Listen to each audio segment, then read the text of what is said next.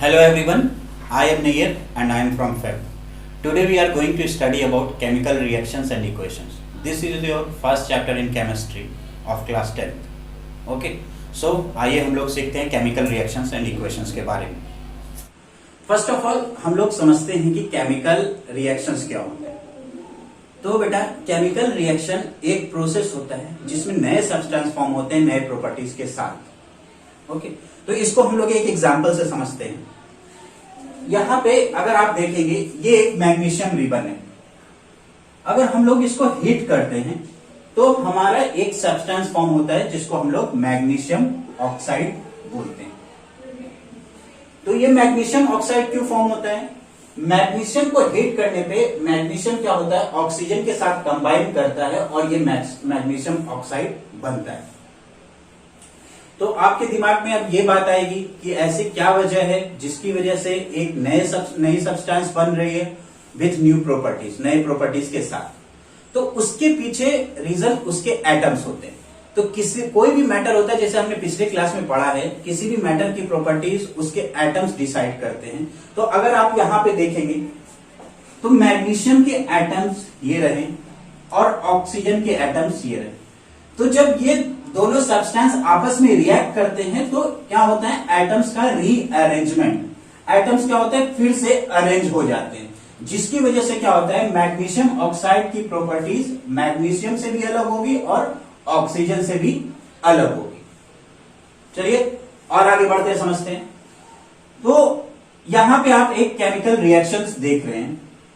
तो जो चीजें आपस में रिएक्ट करती है उन्हें हम लोग रिएक्टेंट बोलते हैं, और जो चीजें फाइनली बनती है रिएक्शन के बाद उसे हम लोग प्रोडक्ट कहते हैं. तो यहां पे क्या है, मैग्नीशियम और ऑक्सीजन क्या है, रिएक्टेंट है, और मैग्नीशियम ऑक्साइड क्या है बेटा, प्रोडक्ट है. तो अब आगे समझते हैं कि एक केमिकल रिएक्शन के क्या क्या कैरेक्टरिस्टिक्स होते हैं. ठीक है, तो फर्स्ट वन इज है, अगर एक केमिकल रिएक्शन हो रहा है तो उसमें गैस का एवोल्यूशन हो सकता है, या किसी केमिकल रिएक्शन में प्रेसिपिटेट का फॉर्मेशन हो सकता है. केमिकल रिएक्शन के थ्रू कलर में भी चेंजेस आते हैं, या फिर टेम्परेचर में चेंज आते हैं, या फिर स्टेट में चेंज होते हैं. तो अगर ये चीजें किसी रिएक्शन में हो रही है तो इसका मतलब वो हमारा बेटा केमिकल रिएक्शन है. केमिकल रिएक्शन की ये सारे कैरेक्टरिस्टिक्स होते हैं, evolution of gas, formation of precipitate, change in temperature, change in colour, change of state.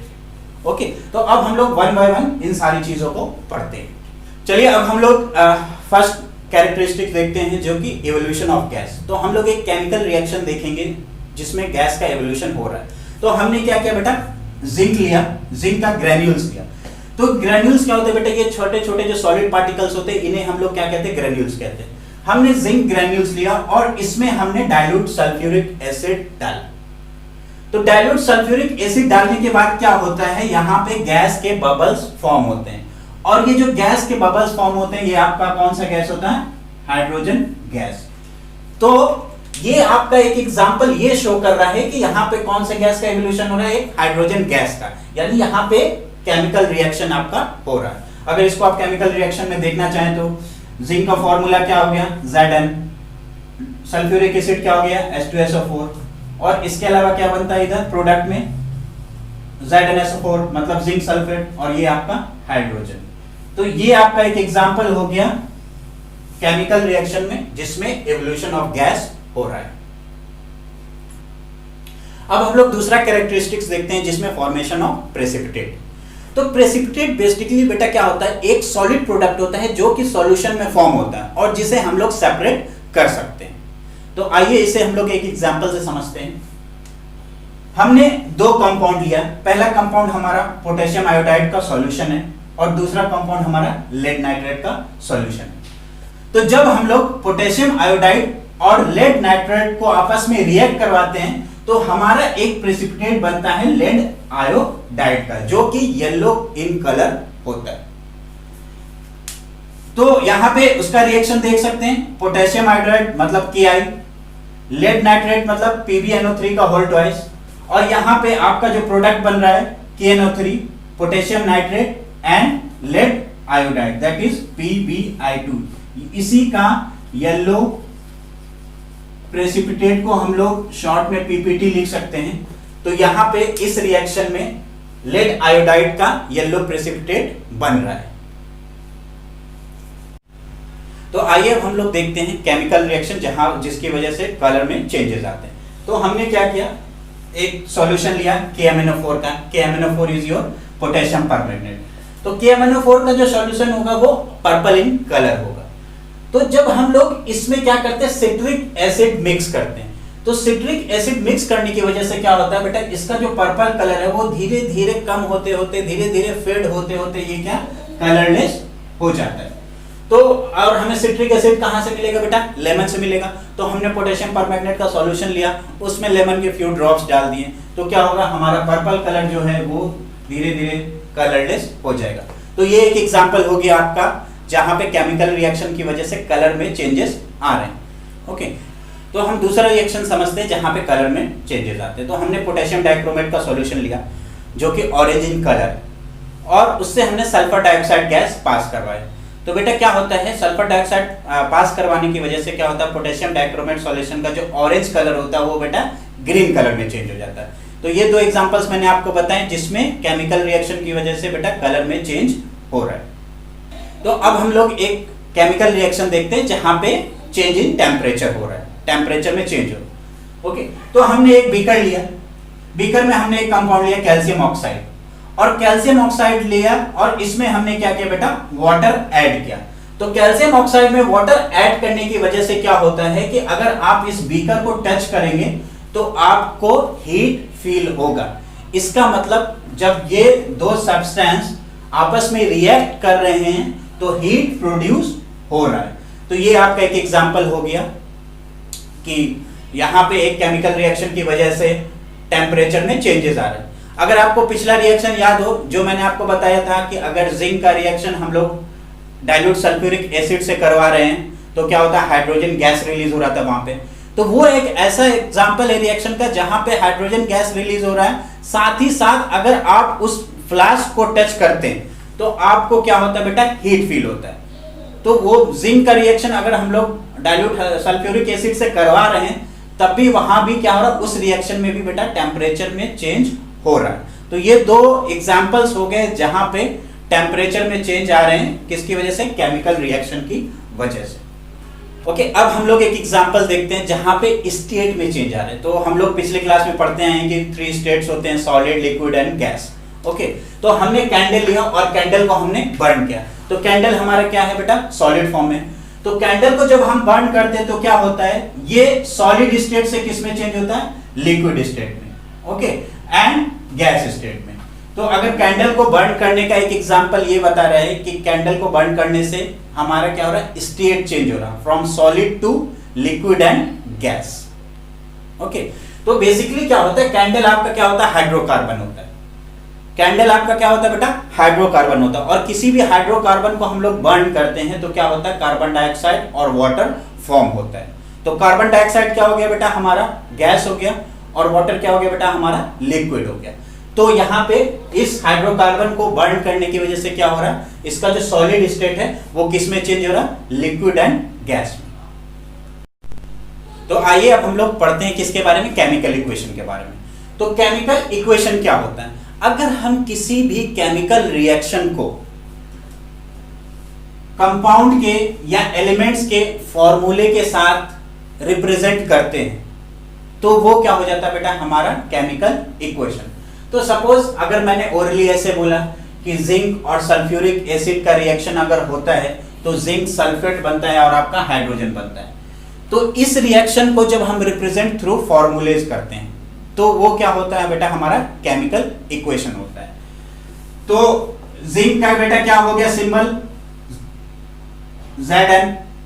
Sulphuric acid का क्या हो गया, H2SO4। जिंक सल्फेट का क्या हो गया, ZnSO4। और हाइड्रोजन का क्या हो गया, H2। ओके, तो ये आपका एग्जांपल हो गया किसका बेटा, एक केमिकल इक्वेशन का।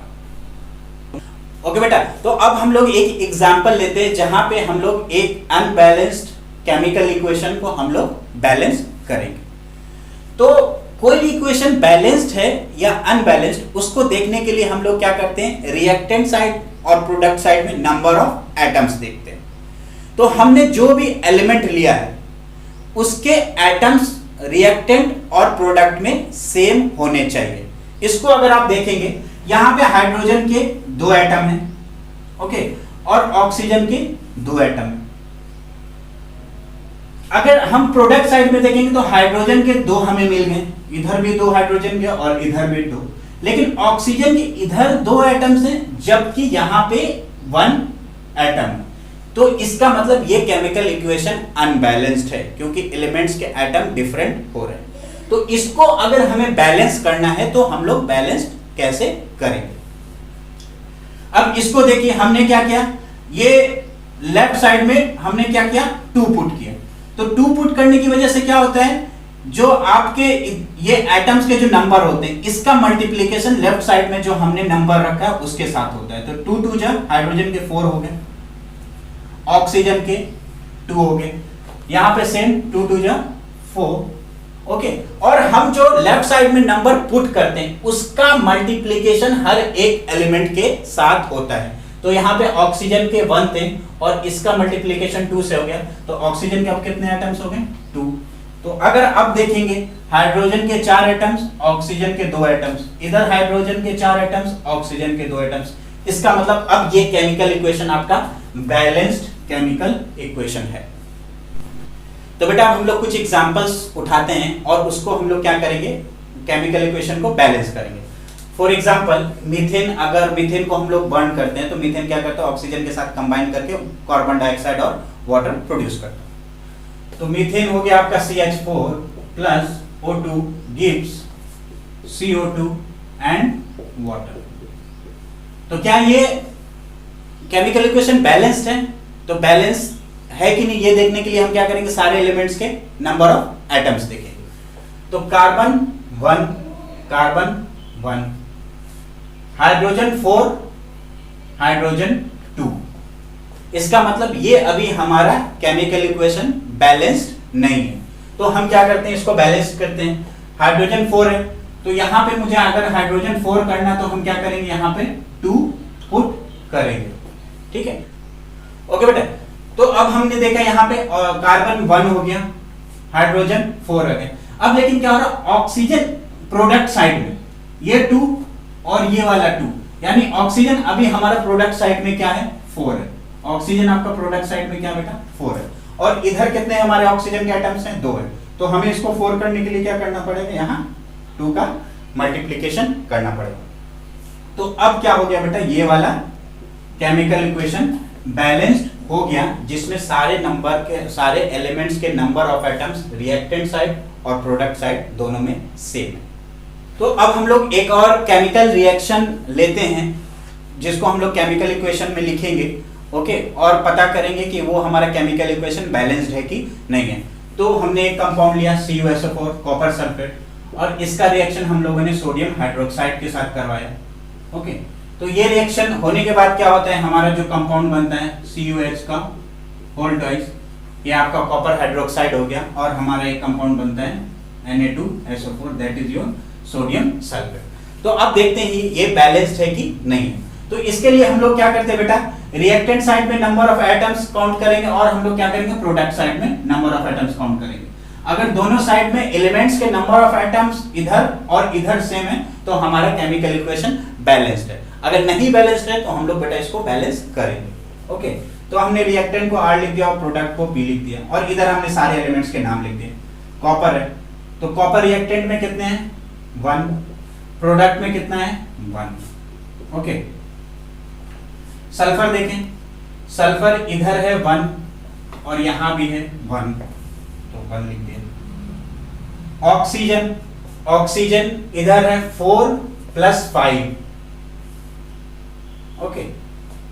और इधर ऑक्सीजन कितना है, ये जो है होल के फॉर्म में, तो 2 का मल्टीप्लिकेशन हाइड्रोजन से भी होगा और ये 2 वाला मल्टीप्लिकेशन यहाँ पे ऑक्सीजन से। तो ऑक्सीजन कितना हो गया, 2 + 4, ये कितना हो गया बेटा, 6। तो यानी अभी ये केमिकल इक्वेशन अनबैलेंस्ड है। तो और एलिमेंट्स के हम नंबर ऑफ एटम्स चेक कर ले।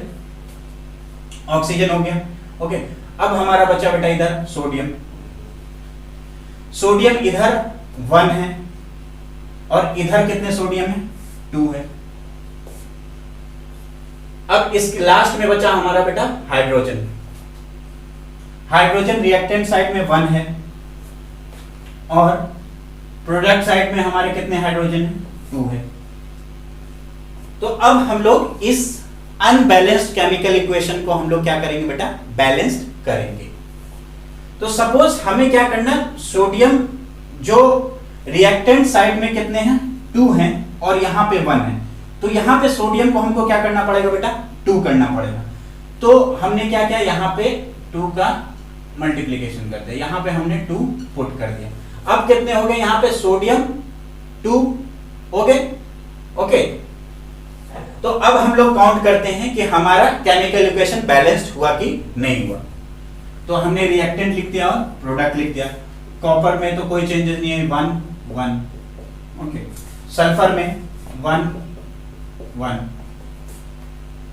ऑक्सीजन, अब रिएक्टेंट साइड में ऑक्सीजन देखेंगे तो ये वाला 4 और 2 का यहां पे 2 into 1, तो अब क्या हो गया? ऑक्सीजन 6 6 हो गया। सोडियम 2, उधर भी 2, और हाइड्रोजन यहां पे भी 2 और इस साइड भी 2। तो अब आपका क्या हो गया?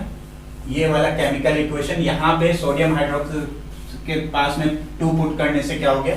हमारा केमिकल इक्वेशन बेटा ये बैलेंस्ड हो गया। आई होप कि आपको केमिकल इक्वेशन का बैलेंसिंग समझ में आ गया होगा। बस आपको ध्यान रखना है, थोड़े नंबर्स कुछ इस हिसाब से पुट करने हैं कि आपके रिएक्टेंट साइड जो भी एलिमेंट्स है उनके नंबर ऑफ एटम्स और प्रोडक्ट साइड में जो भी एलिमेंट्स है उनके नंबर ऑफ एटम्स सेम हो। ठीक है।